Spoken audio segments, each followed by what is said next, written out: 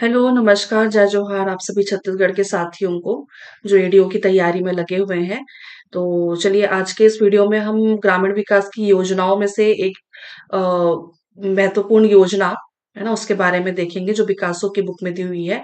और करेक्शन करने की जरूरत नहीं है बुक की, क्योंकि मैंने डेटास वगैरह देखे हैं तो उसमें करेक्शन की जरूरत नहीं है इस योजना में।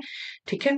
तो भारत सरकार द्वारा संचालित ग्रामीण विकास की योजना, इसमें से एक महत्वपूर्ण योजना है श्यामा प्रसाद मुखर्जी रूर्बन मिशन योजना। ठीक है। तो ये पुरानी योजना ही है, 2016 में आई है ना। तो रूर्बन से आप क्या समझते हैं? रूर्बन का मतलब होता है रूरल और अर्बन, है ना। ये रूरल और अर्बन, है ना, ये दो शब्दों से मिलकर के बना हुआ है रूरबन। ठीक है। तो श्यामा प्रसाद मुखर्जी रूरबन मिशन योजना, ये कब इसकी शुरुआत हुई थी? ये 21 फरवरी 2016 में ये मिशन आया हुआ था। ठीक है। तो ये स्थान कहाँ से शुरू हुआ था? कुर्रू भाटा, राजनांदगांव, छत्तीसगढ़ से। ठीक है। इसका मेन उद्देश्य क्या था? अनिवार्य रूप से शहरी मानी जाने वाली सुविधाओं से समझौता किए बिना समता और समावेशन पर जोर देते हुए ग्रामीण जनजीवन के मूल स्वरूप को बनाए रखते हुए गांवों के क्लस्टर को रूर्बन गांव के रूप में विकसित करना। तो सिंपल सा यहाँ पे लिखा हुआ है, इस योजना का जो मकसद था वो ग्रामीण इलाकों को विकसित करना था।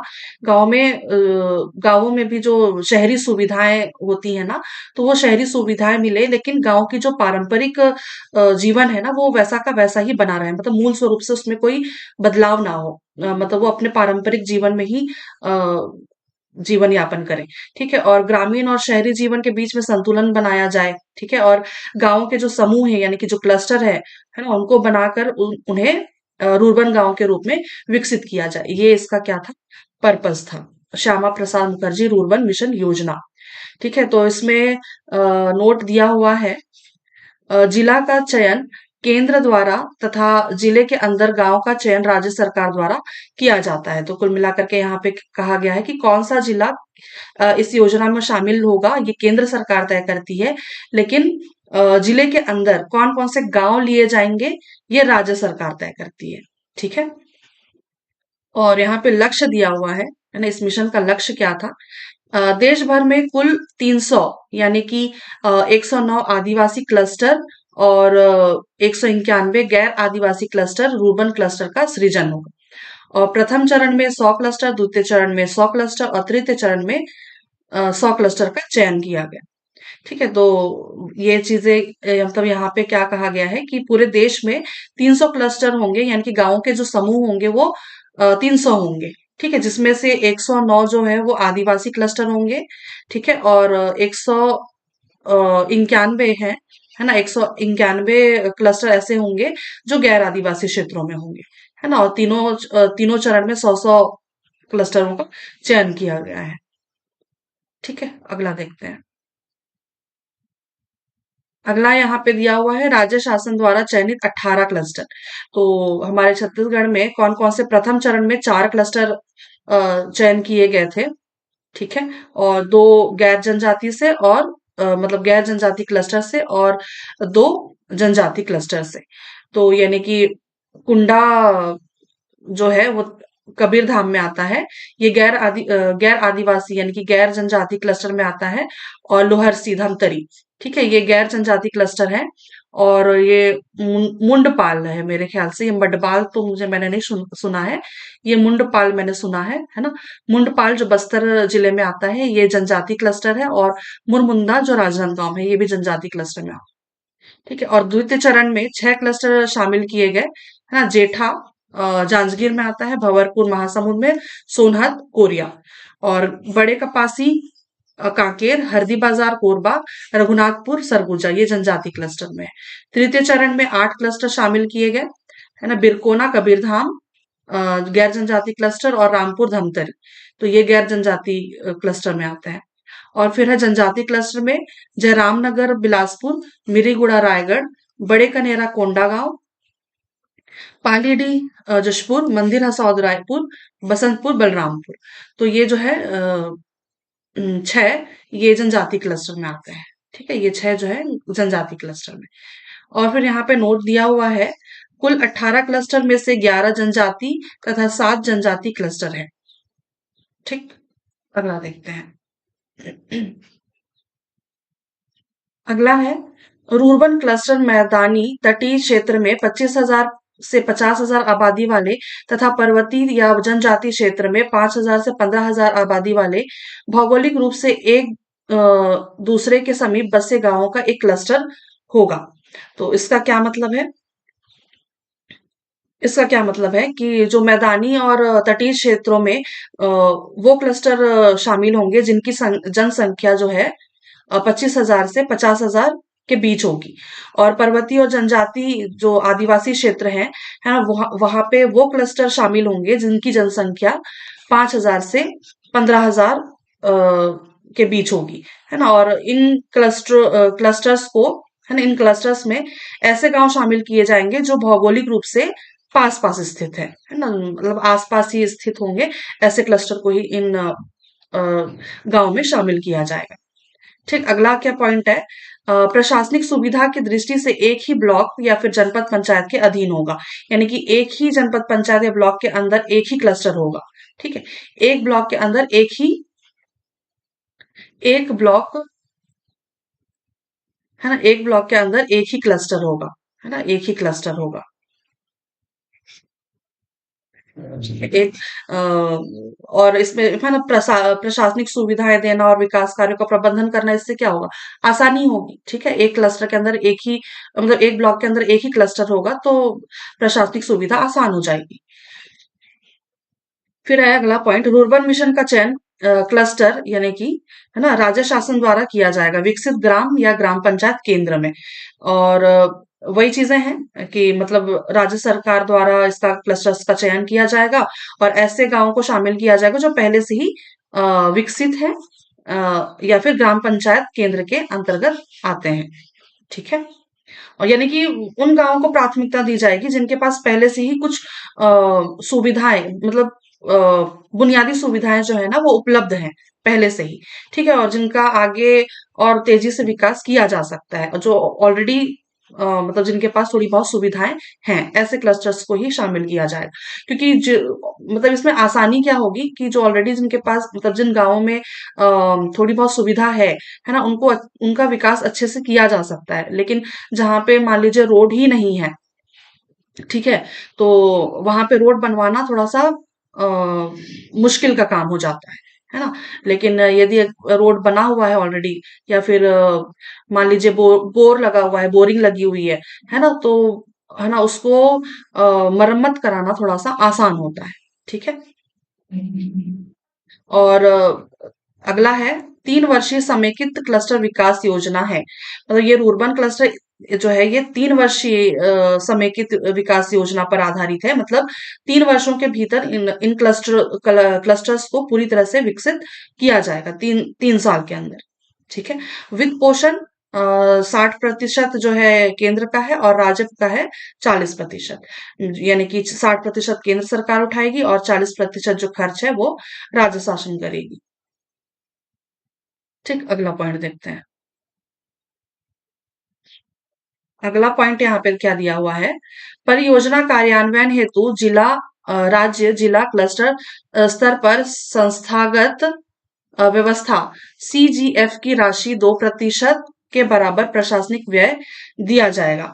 मतलब परियोजना को सही तरीके से लागू करने के लिए राज्य, जिला और क्लस्टर स्तर पर, है ना, प्रशासनिक खर्च दिया जाएगा। और ये जो खर्च है ये CGF यानी कि क्रिटिकल गैप फंड, है ना, इसके बारे में हमने किसी वीडियो में एक बार पढ़ा भी हुआ है, मैंने इसको समझाया है। क्रिटिकल गैप फंड, है ना, ये क्रिटिकल गैप फंड, है ना, इसकी जो राशि है ये 2% की होगी। और ये मतलब ये क्या है, मतलब ये क्रिटिकल गैप फंड क्या है ना, ये एक तरह का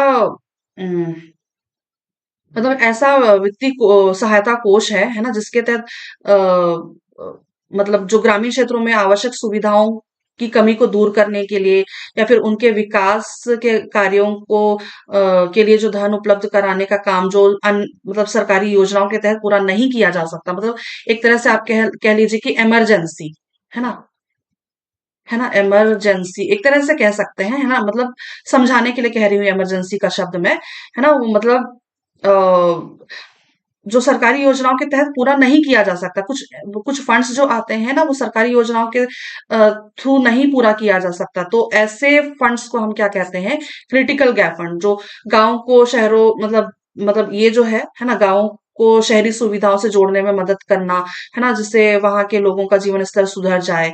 तो ये सारी जो चीजें आती हैं, ये सीजीएफ के अंतर्गत आती हैं, है ना। इनका मेन काम क्या होता है, मतलब इंफ्रास्ट्रक्चर डेवलपमेंट, मतलब इंफ्रास्ट्रक्चर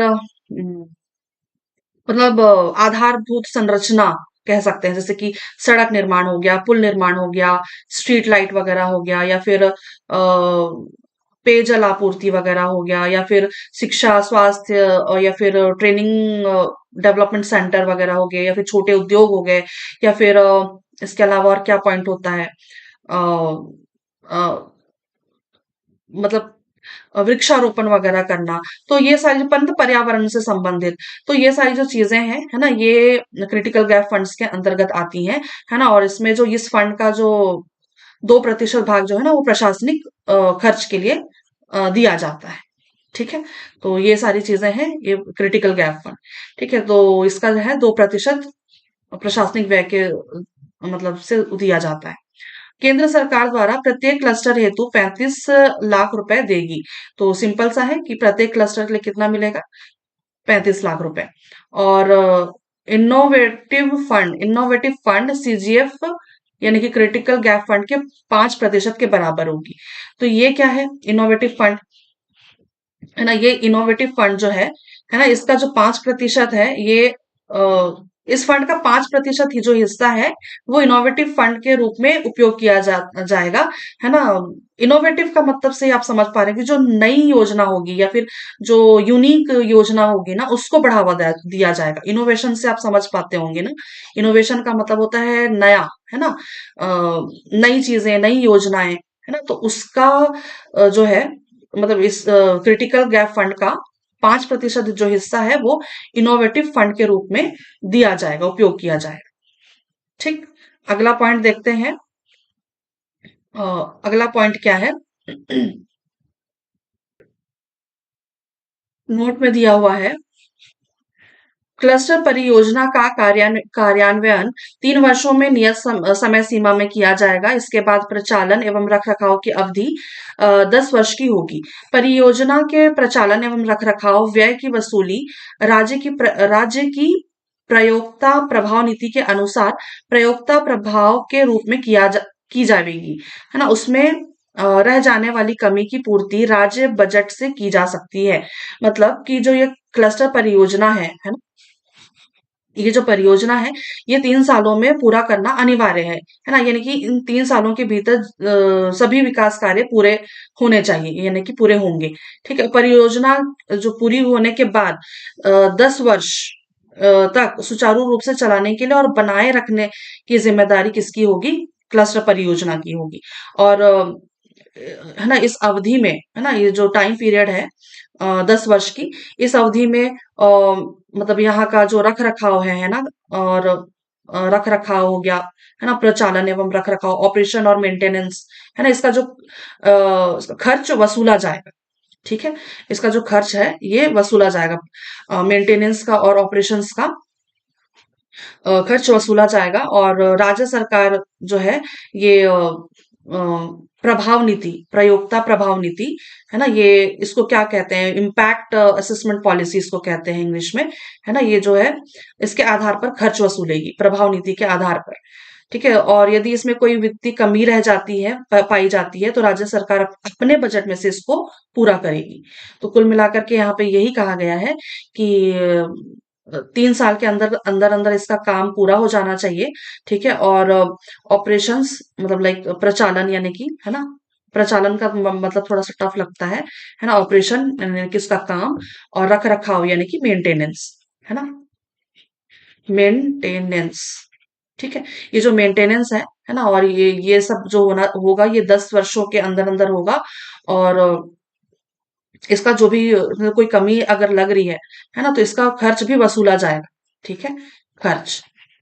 ठीक है, तो ये खर्च जो है ये प्रयोक्ता प्रभाव नीति के आधार पर वसूला जाएगा। ठीक है, और अगर कोई वित्तीय कमी दिख रही है, लग रही है, तो राज्य सरकार जो वो अपने बजट में से इसको पूरा करेगी। ठीक, अगला देखते हैं।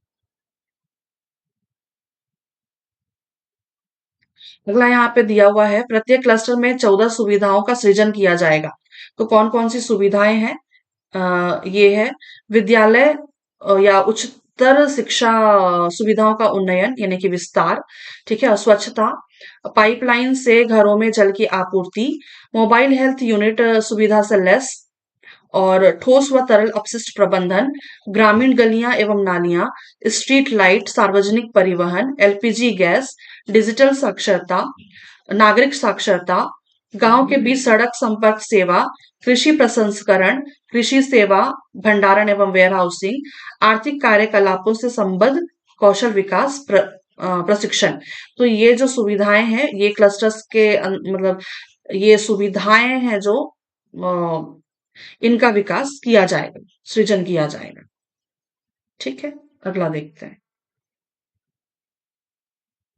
अगला यहाँ पे दिया हुआ है वित्तीय उपलब्धि। तो यहाँ पे वित्तीय उपलब्धि क्या दी हुई है? राज्य को कुल स्वीकृत सीजीएफ राशि, ये 375 करोड़ रुपए की राशि दी हुई है। यानी कि छत्तीसगढ़ राज्य को, है ना, कि यानी हमारे राज्य को केंद्र सरकार द्वारा 375 रुपए का जो है ये क्रिटिकल गैप फंड की मतलब राशि स्वीकृत की गई है। और ये जो धनराशि है ना, ये ऑब्वियसली है ना रूर्बन मिशन के तहत जरूरी सुविधाओं को के विकास के लिए मंजूर की गई है ना, ये स्वाभाविक सी बात है। और फिर अगला है राज्य को प्राप्त राशि 326 करोड़ रुपए। ठीक है, तो अभी तक जो है केंद्र सरकार को कुल 326 करोड़ रुपए मिल चुके हैं, यानी कि 375 करोड़ रुपए में से मंजूर हुए थे, जिसमें से 326 करोड़ रुपए राज्य सरकार को मिल चुके हैं। राज्य द्वारा राज्य द्वारा व्यय राशि, तो यह है 301 करोड़ रुपए।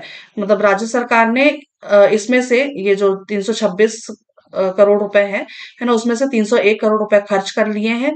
और किन किन मतलब जो सुविधाएं अभी हमने जो सुविधाएं हमने देखी थी, है ना, जैसे कि वो सड़क हो गया, जलापूर्ति, शिक्षा सेवा, है ना, और फिर स्वास्थ्य सेवा, स्वच्छता, ये सब, तो उन सब में 301 करोड़ रुपए का खर्च किया जा चुका है। ठीक है, चयनित सभी 18 क्लस्टर के विस्तृत कार्य योजना को एमआईएस पर एंट्री पूर्ण करने वाला छत्तीसगढ़ पहला राज्य है। तो ये क्या है, जो मतलब छत्तीसगढ़ ऐसा पहला राज्य है जिसने सभी 18 क्लस्टर्स जो चयनित किए गए थे, है ना, इस योजना के तहत, है ना, तो ये 18 चयनित क्लस्टर्स की पूरी कार्य योजना, है ना, यानी कि इसको हम डीपीआर कहते हैं, मतलब अ, कार्य योजना को डीपीआर मतलब डिटेल्ड प्रोजेक्ट रिपोर्ट। ठीक है, detailed project report, detailed project report, इसी को हम क्या कहते हैं? डीपीआर। ठीक है, तो ये जो रिपोर्ट है ना, कार्य योजना, तो इसको जो है वो एमआईएस पोर्टल, एमआईएस पोर्टल क्या होता है? एमआईएस का मतलब होता है मैनेजमेंट इंफॉर्मेशन सिस्टम, है ना, मैनेजमेंट इंफॉर्मेशन सिस्टम, एमआईएस का मतलब होता है, ये एक ऐसा पोर्टल होता है जिसमें मतलब ये एक तरह का डिजिटल सिस्टम है जिसमें सभी योजनाओं की जानकारी एंटर्ड होती है, मतलब जानकारी दर्ज होती है। ठीक है, एमआईएस पोर्टल में। तो एमआईएस पोर्टल पर एंट्री करने वाला जो है ये छत्तीसगढ़ पहला राज्य है। ठीक है, फिर अगला पॉइंट क्या है? मिशन अंतर्गत जियो टैगिंग का पायलट करने वाला छत्तीसगढ़ देश का पहला राज्य है। 91% कार्यों की टैगिंग, मतलब छत्तीसगढ़ देश का पहला राज्य है जिसने रूर्बन मिशन के तहत 91% कार्यों को जियो टैगिंग के तहत पूरी कर लिया है। ठीक है, मतलब जियो टैगिंग का मतलब क्या है? मतलब किसी भी विकास कार्य की जो भौगोलिक स्थिति है, यानी कि जीपीएस लोकेशन, है ना, जीपीएस लोकेशन जीपीएस लोकेशन यानी कि भौगोलिक स्थिति को डिजिटल रूप में दर्ज करना है ना, ताकि ये देखा जा सके कि कार्य जो है वो सही स्थान पर हो रहा है या नहीं। ठीक है। तो ऐसा जियो टैगिंग करने वाला जो छत्तीसगढ़ है अपना, है ना, ये देश का पहला राज्य है जिसने 91% यानी कि 91% कार्यों को जियो टैगिंग मतलब 91% की जियो टैगिंग पूरी कर ली है। ठीक है। फिर अगला है, भारत सरकार द्वारा देश के 75 शीर्ष रूर्बन क्लस्टर में छत्तीसगढ़ के 13 क्लस्टर शामिल हैं। तो ये भी सिंपल सा है कि भारत सरकार ने पूरे देश में 75 सबसे बेहतरीन रूर्बन क्लस्टर्स चुने, है ना, जिसमें से 13 क्लस्टर्स जो है वो हमारे छत्तीसगढ़ के हैं। ठीक है। मतलब हमारे छत्तीसगढ़ ने मतलब रूर्बन मिशन के तहत बेहतरीन प्रदर्शन किया, अच्छा परफॉर्मेंस था, है ना, बेस्ट परफॉर्मिंग क्लस्टर बना, है ना, और कई गांवों का विकास अच्छे स्तर पर हो पाया, है ना। जबकि देश के 19 अग्रणी क्लस्टरों में छत्तीसगढ़ के सर्वाधिक 4 रूर्बन क्लस्टर शामिल हैं। तो 19 देश के 19 विशेष रूप से विकसित किए जा रहे क्लस्टर्स का चयन किया गया, जिसमें से 4 क्लस्टर्स छत्तीसगढ़ के हैं और सबसे बेहतर प्रदर्शन कर रहे हैं। तो मतलब इसका तात्पर्य क्या है कि छत्तीसगढ़ में रूर्बन मिशन के तहत जो कई गांवों का, हाँ, तीव्र गति से विकास हो रहा है और वहां के लोग आधुनिक सुविधाओं का लाभ उठा रहे हैं। ठीक, अगला पॉइंट देखते हैं। अगला पॉइंट है रूर्बन रूर्बन मिशन के तहत प्राप्त पुरस्कार। तो यहाँ पे प्राप्ति दिनांक दी हुई है और यहाँ पे क्षेत्र दिया हुआ है। तो 8 दिसंबर 2017 यानी कि वित्तीय वर्ष 2016-17 में बेस्ट परफॉर्मिंग स्टेट यानी कि पूर्वी राज्यों में मिशन के सफल क्रियान्वयन हेतु ये बेस्ट परफॉर्मिंग स्टेट का दर्जा दिया गया। कब? 8 दिसंबर 2017 को ये पुरस्कार जो है उन राज्यों को दिया गया जो बेहतर तरीके से रूर्बन मिशन लागू कर रहे हैं। ठीक है, बेहतर तरीके से रूर्बन मिशन लागू कर रहे हैं, मतलब लागू कर रहे थे। ठीक है। और छत्तीसगढ़ को यह पुरस्कार जो है वो पूर्वी राज्यों में मिशन की सफल क्रियान्वयन के लिए, है ना, पूर्वी राज्यों में मिशन के सफल क्रियान्वयन हेतु दिया गया, और मतलब अच्छा प्रदर्शन के लिए और मिशन को तेजी से लागू करने के लिए। ठीक है। फिर 18 दिसंबर सॉरी 11 सितंबर 2018 वित्तीय वर्ष 2017-18 में, ठीक है, इसमें भी बेस्ट परफॉर्मिंग स्टेट का दर्जा मिला सभी राज्यों में मिशन के सफल क्रियान्वयन हेतु। ठीक है, यहाँ पे भी वही सेम तरह का पुरस्कार यहाँ पे दिया गया है। और 19 दिसंबर 2019 में वित्तीय वर्ष 2018-19 के उस पे दिया गया बेस्ट परफॉर्मिंग स्टेट, पहला एफटीओ क्लस्टर जारी करने की श्रेणी में, पहला एफटीओ जारी करने की श्रेणी में दिया गया बेस्ट परफॉर्मिंग स्टेट। मतलब एफटीओ का मतलब होता है फंड ट्रांसफर, ओ का फंड ट्रांसफर ऑर्डर ना, फंड ट्रांसफर ऑर्डर मतलब कि जो राज्य ने विकास कार्यों के लिए सबसे पहले फंड को सही तरीके से उपयोग किया। मतलब ये हुआ कि छत्तीसगढ़ सबसे तेज गति से, तेजी से, है ना, जो धनराशि इनको आवंटित की गई थी राज्य को, है ना, ये धनराशि खर्च करके जो विकास कार्य हैं, है ना, इस योजना के तहत, है ना, उसको पूरा किया। यानी कि पहला एफटीओ क्लस्टर जारी करने की श्रेणी में भी बेस्ट परफॉर्मिंग स्टेट का अवार्ड दिया गया। ठीक, अगला है, छत्तीसगढ़ को सितंबर 2018 में रूर्बन मिशन के अंतर्गत उत्कृष्ट निष्पादन सम्मान यानी कि बेस्ट परफॉर्मिंग स्टेट वर्ग में प्रथम पुरस्कार ग्रामीण विकास मंत्रालय यानी कि भारत सरकार द्वारा सम्मानित किया गया।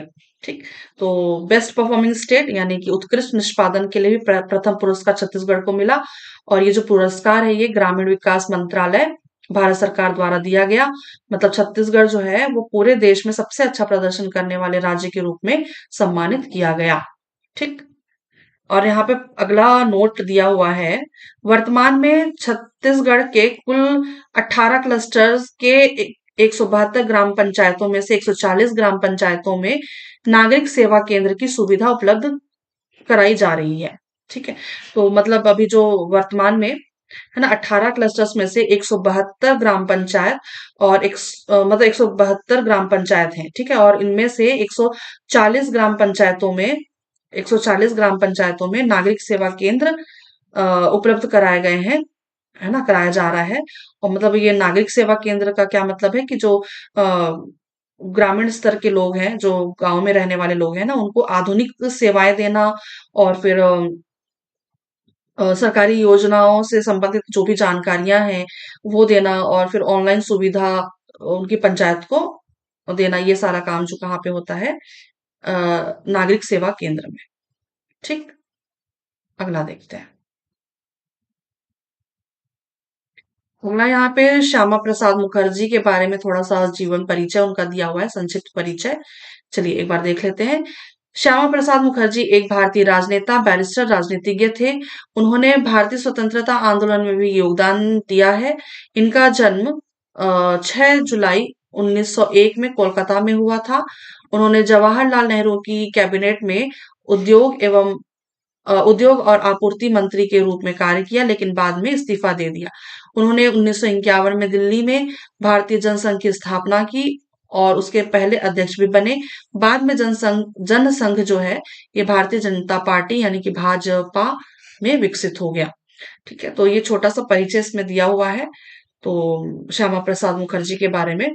ठीक है, तो आज के लिए बस इतना ही है इस वीडियो में। श्यामा प्रसाद मुखर्जी रूर्बन मिशन योजना के बारे में हमने जो भी डिटेल्स में दिए हुए थे हमने देखे हैं। ठीक है, अगला फिर हम देखेंगे कोई और योजना, ठीक है, ग्रामीण विकास से संबंधित। ठीक है, तो आज के लिए बस इतना ही। धन्यवाद, शुक्रिया और आभार।